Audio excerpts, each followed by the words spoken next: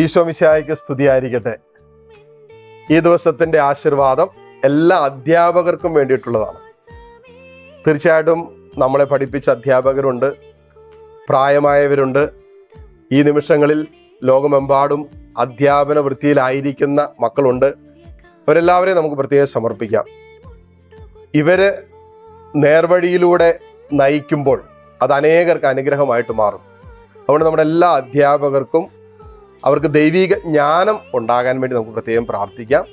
തീർച്ചയായിട്ടും പ്രഭാതം മുതൽ സായാഹ്നം വരെയൊക്കെ അനേകം കുഞ്ഞുങ്ങളെ ഡീൽ ചെയ്യുന്നവരാണ് ഇവർ. അതുകൊണ്ട് തന്നെ ഇവരുടെ വൈകാരികതയ്ക്ക് സൗഖ്യം ഉണ്ടാകാൻ വേണ്ടി പ്രാർത്ഥിക്കാം. ഇവർക്ക് നല്ലവണ്ണം പഠിപ്പിക്കാനുള്ള കൃപയുണ്ടാകാൻ, അതോടൊപ്പം തന്നെ ദൈവിക ജ്ഞാനത്തോടെ ഇടപെടുവാൻ, അതോടൊപ്പം കുഞ്ഞുങ്ങളുടെ അവസ്ഥ മനസ്സിലാക്കി അവർക്ക് വിദ്യ നൽകാൻ തക്ക വിധത്തിൽ കർത്താവെ ഇവരെ അനുഗ്രഹിക്കണമെന്ന് പ്രാർത്ഥിക്കുന്നു. ഇവരനുഭവിക്കുന്ന ഒത്തിരി വിഷമങ്ങളുണ്ട്, ബുദ്ധിമുട്ടുകളുണ്ട്, ഇവരുടേതായ സാമ്പത്തിക ഇഷ്യൂസുകളുണ്ട്.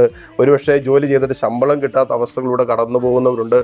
രാവിലെ മുതൽ സായാഹ്നം വരെ അധ്വാനിച്ചെന്ന കാരണം ഒരുപക്ഷെ കുടുംബത്തിൽ സ്വന്തം മക്കളെ ശ്രദ്ധിക്കാൻ പറ്റാതെ പോകുന്നവരുണ്ട്. അങ്ങനെ നിരവധിയായ പ്രതിസന്ധികൾ അനുഭവിക്കുന്ന ഈ ടീച്ചേഴ്സായിട്ടുള്ള എല്ലാവരെയും ഈശോയെ നിന്റെ സാന്നിധ്യത്തിൽ ആശീർവദിക്കുന്നു. ഈ സാന്നിധ്യം ഇന്ന് മാത്രമല്ല, എല്ലാ ദിവസവും എഴുന്നേൽക്കുമ്പോൾ നിങ്ങൾ സ്വീകരിക്കുക. എന്നിട്ട് നിങ്ങൾ പഠിപ്പിക്കാനായിട്ട് ഭവനത്തിൽ നിന്നിറങ്ങുക.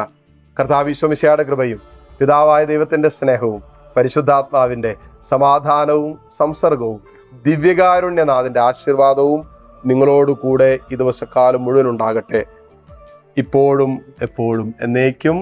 ആമേൻ.